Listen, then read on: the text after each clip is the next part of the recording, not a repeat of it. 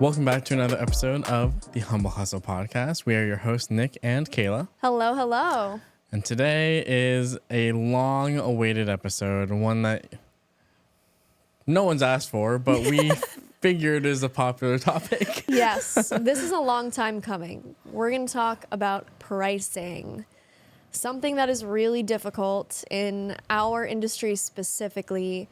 How do you price things? Yep. It's a really, really challenging thing to nail down.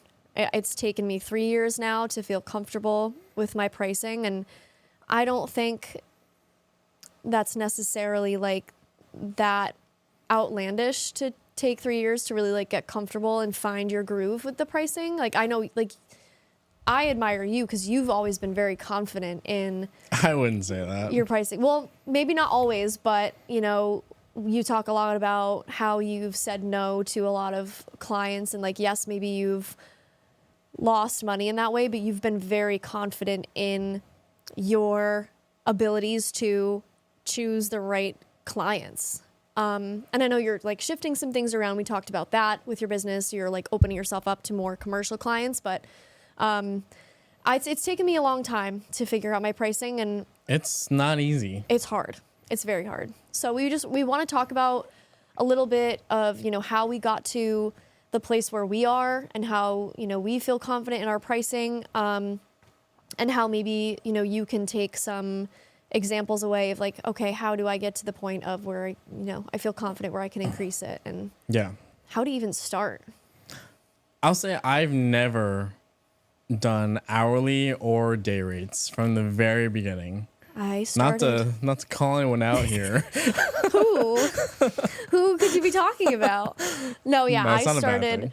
I started by hourly just because like I thought it would make the most sense. I don't know. That's not how my previous company did it. Where I How was did working. they even do it? Do you know? Thin air. Out of thin air. I mean, the real estate stuff was hourly and like very package based, because I think that's how everyone does real estate. Yeah, sure. Like typical like listing with realtors, not like marketing specific videos. But yeah, like that's how they always did the real estate. But like the other stuff, commercial stuff, they would just pull something out of thin air, and I wanted to be somewhere in the middle. Like I don't want to just pull pricing out of my ass and say, here it is. So I very much like, will plug things in, and like now I make sure I'm just covering my bases and building in a profit, because obviously you need to make a profit to survive as a business. But I'm also not hourly anymore. I lost out on a lot of money in the beginning, and that's okay. It's part of the journey.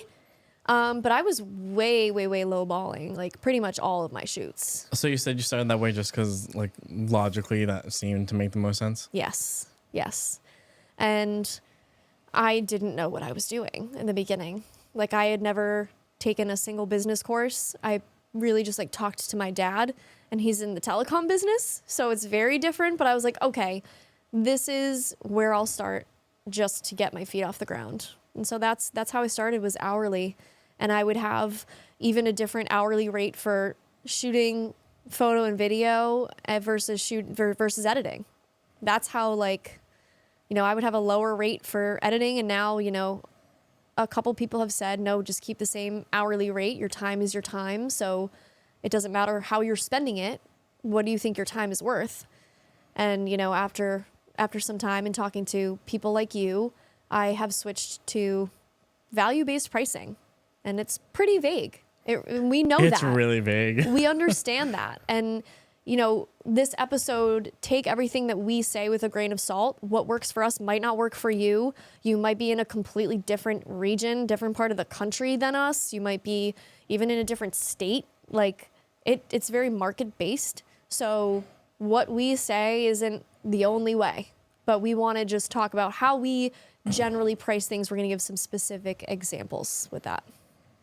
Yeah, I remember like when I first was talking about like value-based pricing, it's hard to teach, it's hard to explain. So you were probably thinking like, what the hell are you even talking about? Yes. In the beginning, I was like, it's like a foreign language, value-based what does that even pricing. mean? Exactly. So yeah, like what does it mean? Value-based. again, this is how it's like so different and it's so vague. It's because it's really just dependent on your personal perception of value. It's like, okay, all of like 5 different entrepreneurs or 5 different business owners could look at the same project and price it, value it differently. Oh yeah. Because there's so many factors that come into play, like experience, confidence level, The client itself. yeah. You're not going to charge even skill, like how like easy it will be for them to accomplish this. Yes. You're not going to charge a small business the same amount that you would charge a huge brand like Coca-Cola. Exactly. So like that's all things you need to consider. Yeah. That was always the example I used to give to like try and demonstrate it. It's like, let's just give some random numbers here. So like let's say the deliverables was like for like some monthly retainer thing, like 20 photos and 5 videos or something, short videos. So super basic here, just example numbers. If there's like a mon pa like restaurant or something that's like one location just in your town, in your local town, you could probably charge them like maybe $2,000 if you're lucky. Probably closer like 15. between 1,000 to 2,000. Yeah. Call it 1,500. But for those exact same deliverables, those 20 photos and those 5 videos for like an international brand or even a regional brand, you can go from 1,500 to charging them like 45,000 a month if you wanted to. And it's no one would bat an eye. Right. Yeah. I remember I had a client that I was working with consistently in Connecticut. It was a gym. And I was driving it was in Hamden, Connecticut, which is like an 1.5-hour drive for me. So even if I was shooting for most of the time, it was like 4-ish hours, like a half day. It's technically a full day. So I was shooting, I was spending a full day driving out there filming, and then, I would send them to my editor, who I think was billing me like $65 an hour. So I was probably paying like, I don't know, I think it was around like $350-ish for, the editing of it. And it was like, I don't know, I would get anywhere from like 10 to 15 videos. I was charging like $850 for like a month worth of content. So it was very low. And the owner of the gym was like, he's super cool. I don't work with him anymore, but he was like really cool. He was like, you need to increase your pricing. I was like, oh, okay. So I did end up, increasing it eventually. But that's one of those examples of like, I wasn't charging enough. But it was, again, a small gym, but Yeah. It's different. So let's talk about like, how do you figure out your pricing? Right. Which is, it's going to take trial and error. That's my first tip that I want to give, is like, don't put too much pressure on yourself to figure it out right away. There's going to be times where like, if you're after multiple shoots, if you're, done with the project and you're feeling like regretful and you're like, oh my God, I just lost money on several projects, it's probably a sign that you should increase your pricing. And depending on your skill level and your experience, that's probably a time when you're like, okay, you need to reassess, take a look at how much time you're putting in, like track the amount of time you're editing, track the amount of time you're filming, account for travel time, pre-production, all these things that you need to consider. See, that's something I actually don't do, which sure, maybe I should be doing it more of. I do consider all that stuff when I price things, but I don't have like X amount of hours of pre-production, X amount of hours of editing like built into things. That's how vague this shit is, because I kind of just like... Well, you factor it all in together. Yeah. And I don't necessarily like track amount of hours for travel. I'm just like, okay, I need to up this by $250 to account for travel time. I kind of ballpark it. Yeah, exactly. Like, it doesn't need to be exact numbers. Yeah. But taking that into consideration and at least building in a little bit of a cushion for that is important. Yeah. Whatever way you choose to do that. I think something to consider when it's like, if you're charging too little and you're debating on if you should increase the pricing and not sure how much, one indicator is if you're talking to these clients and you're maybe in the discussion of if you're going to work together or not, you get to the pricing point, You tell them how much it's going to cost, and you hardly ever get a no. If most of the time everyone says yes, that is an indicator that you're not charging enough. Yes. That was happening to me last year when I was sending out my wedding packages. I was getting a yes pretty much every time I got an inquiry, which wasn't that much in 2024. But I was definitely getting a lot of yeses. And I took that into consideration, and I also looked at the quality of my work, because 2024 was really my first full year of shooting weddings by myself and like really getting into the wedding industry. Yep. And so once I saw like, okay, a lot of people are saying yes to my pricing, and the quality of my work was, I don't know if this is a lack of confidence, but like so much better than I ever thought that I could produce. And I was looking at, some other companies that were similar to me. And I was like, oh, like I'm producing some really amazing videos for people, getting great feedback. So I was like, it's time to increase my pricing. And now that I've increased it, I've definitely gotten some no's, but I'm getting enough yeses where, like, even if you're getting a little bit lower volume, you're still making the same amount of money or even more because of that new pricing increase. Yeah.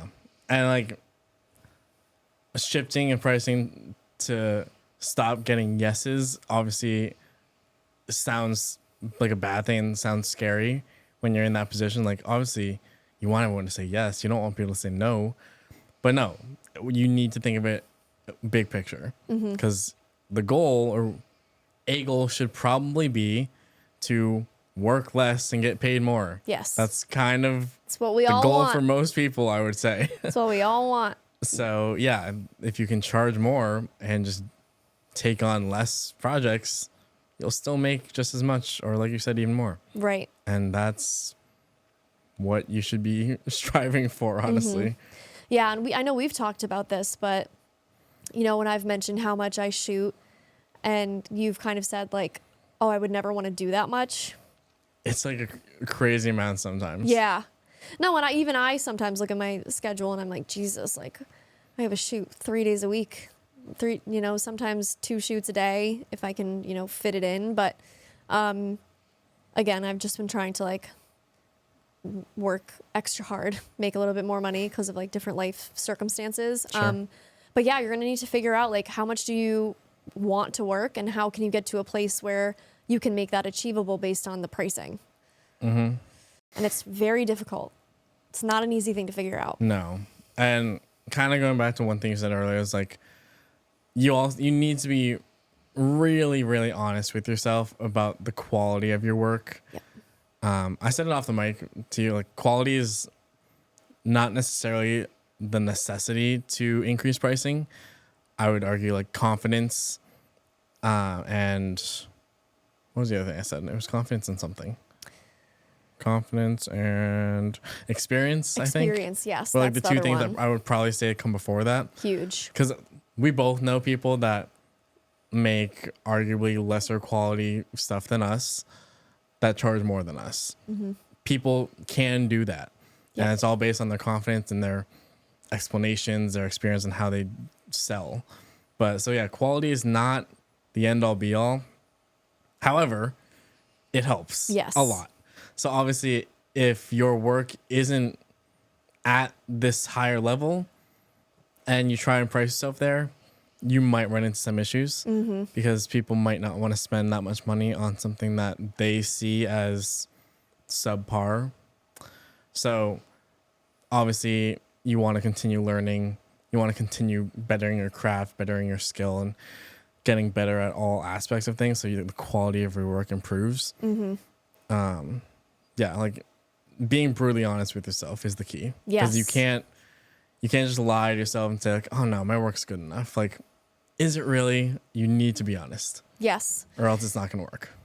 Totally agree. And I think that's probably why in the beginning when I was just starting my business that I started so low, because I wasn't necessarily that confident because I was just starting out. And everyone suffers from the imposter syndrome in the beginning. Yes. Yep. And my quality wasn't there. In 3 years, my quality has drastically increased, and that was one of my biggest goals when I started my business was, okay, how do I get to the production level and the quality level that I see some of my friends and my peers are at? I had a goal in mind. Like, I want to level up my quality. I want to increase my skills. And the way that I did that was just by doing it and getting experience. Because if you don't get out there and you don't try new things, you're not going to get the experience that you need to be able to level up like that. And I, leaned into my connections. I worked a lot with you and saw how you did things in terms of lighting and audio and production. And I looked at other stuff and I invested in gear. Maybe necessarily didn't have a lot of money in the beginning, but investing, I think, in gear and skills is one of the easiest ways to get you to another level. Looking at what other people are doing and leaning into your friends to have them kind of give you like some advice and just some inspiration on how you can get to that next level, and just like little by little. And sometimes we'll talk about this, but like working for free, second shooting, all these experiences that you're going to get. I still do some stuff for free, and it's, we'll talk about like the nonprofits and like, passion projects, but, you're going to need to it's the experience, I think, more than anything that helped me really get the confidence that I now have. And it took me 3 years to get here. Some people it might take 6 months. Some people it might take more, but you got to figure out what works best for you. Kind of in line with, you're saying like leaning on friends and stuff. It was one of your notes actually, but to just straight up ask your peers about pricing. Yes. I think one of the biggest, I guess, the reason why I switched from hourly to more value-based was because I talked to you about it. And at first it was literally a foreign concept to me. I was like, what do you mean value-based? Like, how do you decide that? And there's so many factors that go into it, like we talked about, but that was one of the biggest reasons why I switched, was because I talked to you. I talked to my friend Aiden. I talked to like a bunch of people. You can go on other people's websites, other creatives. Sometimes people have pricing on there. Sometimes they don't. But I've found that most people you reach out to will be transparent and will be honest with you and tell you. We've said this many times, but we're definitely fortunate to have this regional network of creatives that are all more or less within reach of each other, like skill level wise. We're all in this same one or two tiers, I would argue. So across all of us, there's like so many people you can talk to, and we'll all be transparent about pricing. Yes. So hearing, what this person charges versus what that person charges, like that helps, because you can kind of put yourself maybe in the middle, or you can kind of gauge where you can land based on what they say. Yep. And I've had people within the last year or so, I've had people reach out to me and ask me like, hey, what would you charge for this? What would you charge for that? And I'm always as honest as I can be with people. So Same. I'm an open book. If you come to me with a question, if I have the answer, I'll give you my opinion, and I'll be very honest with what I think would be the right fit. Pricing is something that, obviously it's one of the reasons we haven't had this topic yet, but it's a topic that people are kind of scared to ask. Like what we just said, just simply asking your colleagues and peers, like even that people are scared to do. Yeah. But again, we're fortunate that everyone we know is willing to share. Yeah. But a lot of people aren't. Yeah. So that is something to consider. Like there are gatekeepers in this industry. Yes. And, so many. We try not to be. So, we'll share everything, but not everyone's like that. And that's, right. They can do whatever they want. Yeah. I feel like there's also a lot of phonies out there, especially with social media the way it is today. Influencers and just a funny word. Sellouts. We talked about sellouts. Don't get me started on the sellouts, man. Yeah. Like there are people who will you might perceive them one way on Instagram and be like, oh my God, they must be making so much money. And they might not be behind closed doors, or like you might reach out to someone and they might ghost you or ignore you, leave you on red. But there's plenty of people out there who will help you out if you need advice. Yeah, I mean, there's been multiple like kind of younger creators in this area that have asked me questions, and I've helped them as best I can. Mm-hmm. Yeah, it's like we were saying in a previous episode. I just lost my thought. But, oh my God, what was I going to say? We just said this in the last episode. I just brain farted. I don't know what we said that was relevant to that. No. What? Oh my God, it'll come to me. That That's was a total brain fart. Do you want to give examples? Are we there yet? We can be. Okay. Well, I think we talked about like tips on how to figure it out, like trial and error. If you're getting all yeses, maybe consider that, looking at your experience or your quality level, other creatives reaching out. I think those are the best ways, and just keep getting as much experience as you can. Second shoot for people, figure out what your style is, and then learning how to not sell. I know we talked about this off the mic, but like, how do you present the value of what you are providing to your clients? That's the key. That is huge. Like, you got to know it's like your elevator pitch. Why should people hire you? That has to be solid. And for a while, I didn't have that. Yeah. Yeah. Okay. I'll give a quick example. All right. Yeah. So I guess to preface, like, these are like real life examples of our projects that, we'll be as transparent as we can be with pricing, deliverables, and like how we break down the entire project. Yeah. Yeah.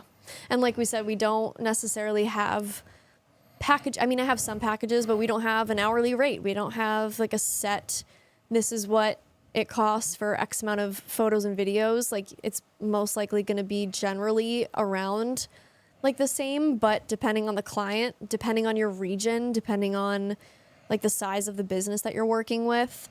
Is it a nonprofit? Is it you also need to know what the content's for. Exactly. Yep. So yeah, like if you're creating content for social media versus paid ads that are going to run, you're going to price those differently, even if it might be the same deliverables. So it's very situational. So we're just going to give some examples. I feel like that's the easiest way.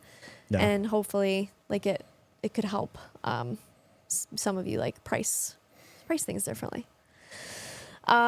So one example for a project recently, I was approached by a company that wanted to do headshots for a lot of their employees. They want to update their headshots. They want them to be consistent. And I have been getting into group headshots a lot lately. I do them at conferences. I do them at employee retreats. I feel like that's low-key like a nice thing to get into. It is. Because like, not to devalue it, but it's low-key kind of easy, yeah? It is easy, I would say, in terms of like you're shooting photos the whole time. You're just taking pictures of people. And I think the most difficult part about it is really like the human interaction, because with headshots, no one likes to get their headshot taken. I've met very few people who are like, yes, I want to get my headshot done. Yay, updated headshot day. So excited. We are our worst self-critic, and a lot of people can be insecure about getting their headshot done. I've had people ask me to shave off 50 pounds and remove my wrinkles, all that stuff. So making people feel confident, I think, is the hardest part, but it's something that I found that I'm really good at, is like hyping people up, bringing the energy and the enthusiasm. And it is a lot of work, I think, in the editing process. That's the thing, I think the editing is the hardest part. So making sure that you're charging enough where you can account for all of that editing time, or if you're hiring an editor, which I've been doing, which takes a lot off your plate, because it takes a long time to edit headshots. You're not just slapping a preset on there like you are. Yeah, there's a lot of retouching. So I got an inquiry from a company that wanted to do headshots during one of their retreats, and it's going to be like 8 a.m. to 2 p.m. So pretty much a full day. I'm going to have to get there at like 7:30, set up my backdrop, set up my lights, get everything situated. So a full day from setup to breakdown. So I charged for up to 100 people to get their headshots done. I'm charging $28.50, and my deliverables are 2 to 3 headshots per person. So I'm not like, people aren't coming up and I'm taking one picture and sending them off on their way. Again, one of the things that I think helps me stand out is making people feel good. So I want people to have choices. I want people to be able to pick from a couple of their favorites. So $28.50 for a full day. I'm like, that's a decent chunk of change for headshots. Not every company is going to be able to pay that. So you do take a chance when you pitch a project like that. So I kind of, again, like accounting for travel and profit, $28.50 is where I landed. And I'm not necessarily thinking about it in terms of like, oh, per headshot, that's what this is going to be. But like if, let's say, $28.50 to $28.50 per headshot, that's pretty reasonable. And then in my contract, what I said is if more than 100 people end up coming through, $28.50 is like the number they have to pay me by the day of the shoot. But if there's more than 100 people, I'm going to charge $30 per additional headshot, additional person. So like if after the fact I go through and there's 112, then I'm charging $30 times 12 for each additional person. And I know we talked a little bit off the mic about like day rates. So I think a lot of people who approach you, many people have approached me about this and said, what's your day rate? And I know you say like, I don't have a day rate, right? Yeah. Yeah. So like sometimes you need to figure out like what your response is going to be to that. If people ask you, if you want to have a day rate, figure out what it would cost for you to be there on site filming all day long for 8 hours. And my general earmark for that is $1,500, and that doesn't include editing. So I want to make around $1,500 just for being there for a day. So taking that and then, you know, the editing, I landed at $28.50 for that particular project. So that's one example for me. Okay. I guess like, is there any other further breakdown, or is that pretty much? That's pretty much it. Okay. I kind of took into account like the typical editors that I use. I get a couple really good ones on Fiverr for photo editing that I will send it to. And they typically charge me between, I mean, it depends on the amount of headshots, but like between 400 and like 700 for it's a lot of headshots. I could probably find a cheaper editor, but I find that the quality comes out really, really good. So that's what I account for, and just accounting for profit off the top. Mm-hmm. Yeah. Okay. So totally different realm here, but I'm going to be talking about a food product shoot that I did. So this is for, a food product. It was a lifestyle photo shoot. So photos only, no videos involved at all. So the total budget was $6,800. The deliverables were 80 lifestyle photos. So again, like some people can think this is a lot. Some might think it's not enough. It's this whole value-based pricing thing. I'm telling you, it's so vague. Mm-hmm. Yep. But no, I mean, it's definitely like a good amount for what it is, 80 photos. So the variable costs are all tacked on in addition to this as well. So variable costs for me means like location, rental, props, model costs. So the client pays for all of that in addition to this set rates. That's a good gig. So then I'll have like roughly a 5-person crew for this. So this will be like me, another shooter, a behind the scenes person, and then probably 2 models for this. The BTS person is usually pretty cheap. Like it can be anywhere from like $300 to $500. Just toss to someone. Because honestly, like I don't need like the best of the best photographer or videographer there for BTS. It's BTS. Anyone with the camera can honestly do it. So yeah, you can budget like $400 or so to that. So that leaves $6,400 or so for the rest. And honestly, like it's between me and Luke, let's say like we kind of split it like 60-40 ish roughly. It's not set in stone. It's just super ballparked. Because I would be the one to edit. I don't hire an editor. I edit most of the stuff. If there is ever like photo video combos, we sometimes split up. Like I'll edit the video, he edits the photos. But when it's like one thing like this, I'll just handle it. So then, yeah, that would, if you did the math, that would mean I would pocket around like 38.40, which for one day is Pretty good. Pretty good. Very solid. Yeah. And all of that is just roughly incorporating the whole like pre-production time, the editing time, the actual time on set. Like I said earlier, I don't necessarily think about like exactly how many hours is it going to take me to edit, exactly how many hours did this take me to plan. It's all just kind of like burned into this overall price very, very loosely. And then for these vary, but for this client, we kind of set like caps for the variable costs just so we don't go crazy because obviously the client still has to pay for it.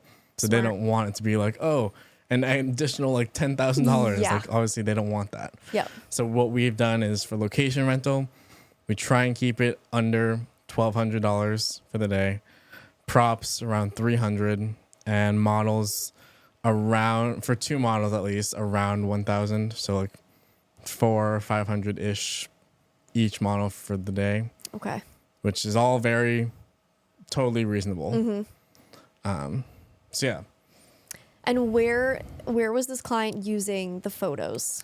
These are all for both organic social, and they can use the photos as like little ads as well. Okay. But a photo ad, in my opinion, is less valuable than a video ad. Yep, for sure, 100%. So yeah, that's a great gig. If you can get that like once a quarter, solid, very solid. Yep.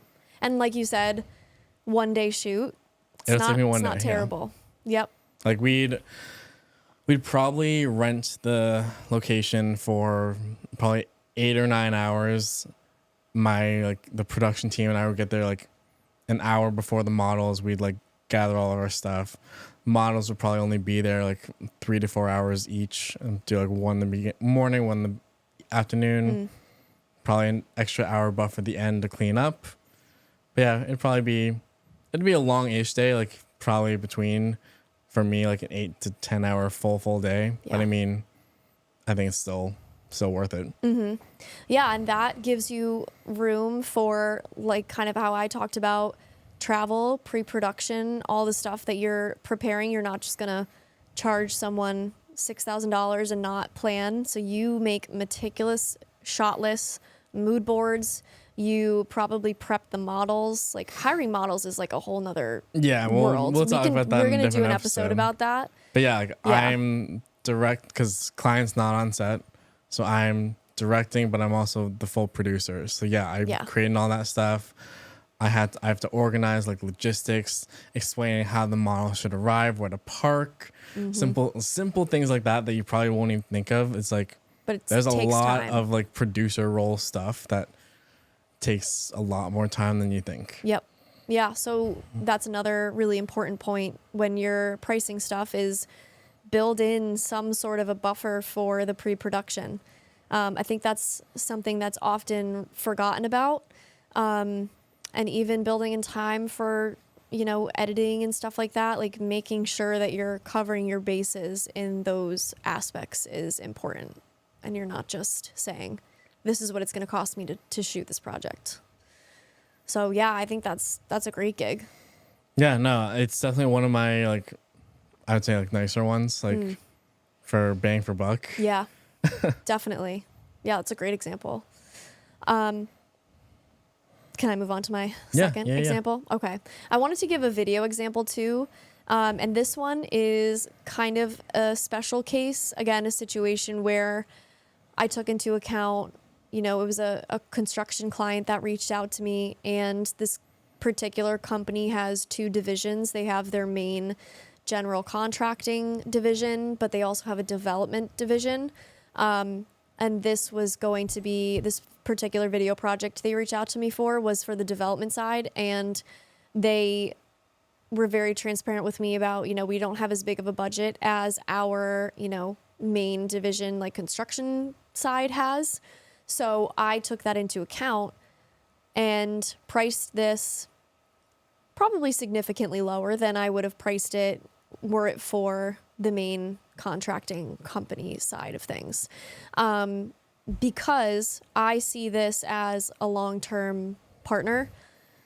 So I took that into account and I was like, okay, I'm going to price this a little bit lower so that in the future, hopefully, like if they needed someone for the other side of their company, they would think of me. And I was transparent about that. So And that's a thing. Like, it is a thing. You're not the only one that does that. Yeah. Like I've done that too. So if you see the potential for a client to become a long-term relationship or long-term, client, definitely take that into consideration. I don't think you should always give discounts. I don't think that's a great idea. Correct. But if you see a long-term client, I think it's absolutely okay to take a step back and say, I'm gonna give them a little bit of a deal on this because I want to build that relationship. Yep. Even actually, the thing I just told you about off the mic, I won't say it out loud, but I think another reason to do it is if it's potentially a good portfolio piece. 100%. So like if you can see value in at least basically a spec shoot, but you can still make a little money off of it. Yeah, like 100%. It'd be a good thing for your portfolio. For sure. Then you should still probably do it. Just maybe take a little money off. Mm-hmm. Yep. And just to get that experience, like we talked about before, getting the experience is huge. So this client reached out to me. They wanted to get more people on their social media page and their website. So they wanted to do interviewing 15 to 20 staff members to help tell their story of, what they do. And this would include assistance with script and question writing and storyboarding and time to capture B-roll footage. So it would be a full day of filming, interviewing, again, 15 to 20 people and creating short, 30-second clips of each person. So that way, they can sprinkle all of these in between other content that they're posting. So the deliverables, I suggested to them that a 1 to 2 minute video for the website to showcase different perspectives and multiple interviews would probably be a good idea. Again, that's another point, adding value. So you're already going to be there shooting all the content. So why not, recommend, and this is another way to make maybe a little bit more money and say, I know you're looking for short form videos for social, but I can add this and give you a piece for your website. And they were like, oh my God, that's a great idea. So not everyone's going to say yes, but it's, a good thing to think about, how can you add value to this client? So I suggested that. So it'll be 15 to 20 short videos. I have up to 60 seconds to highlight on social media.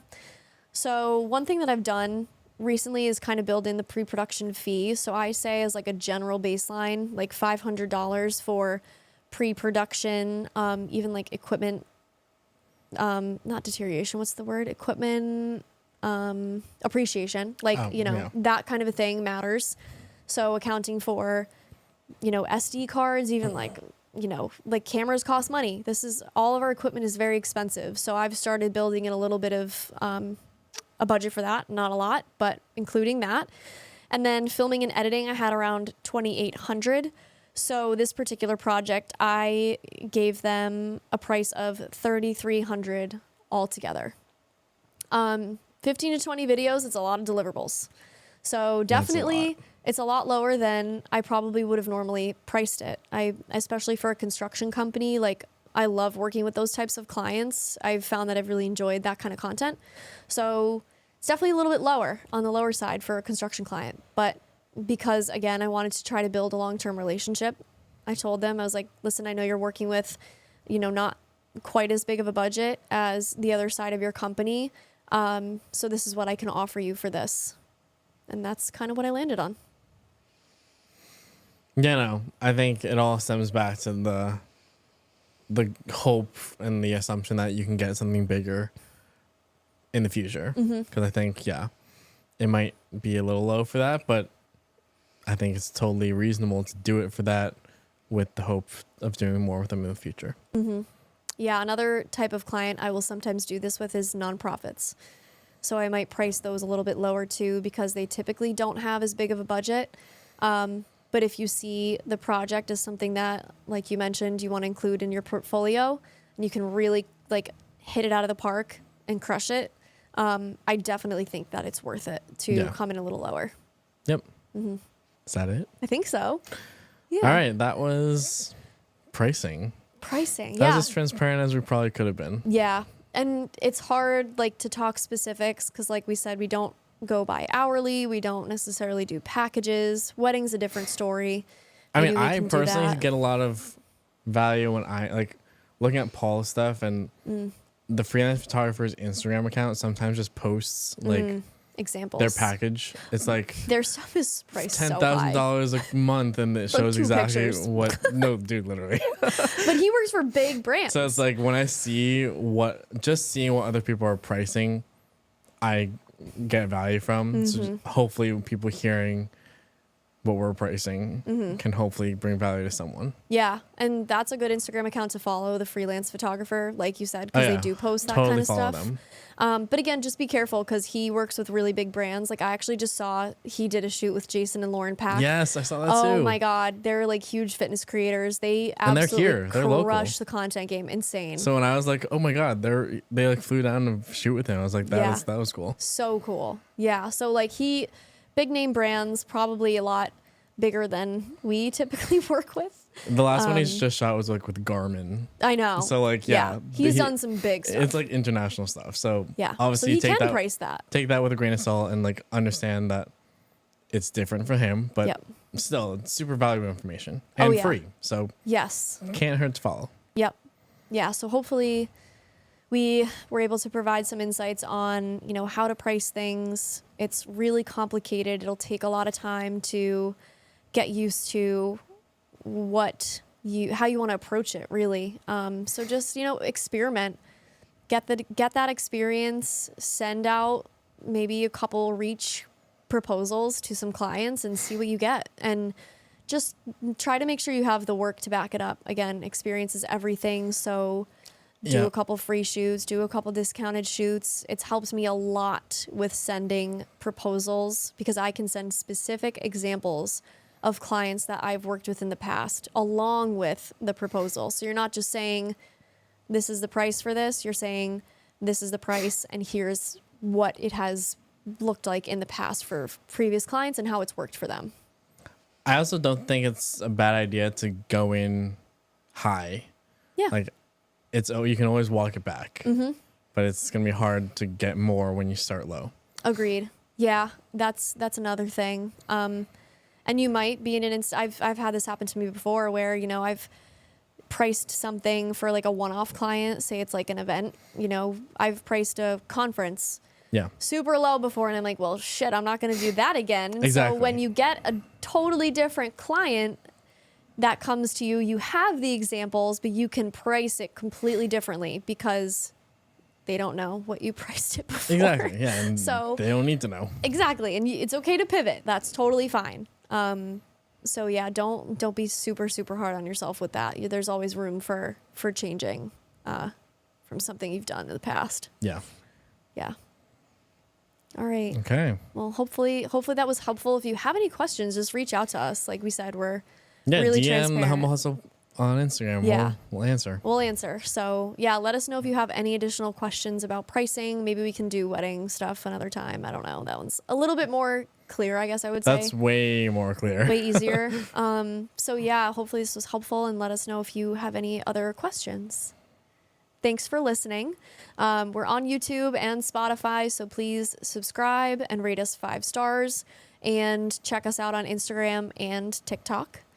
And thank you so much for listening and watching. Bye. Bye.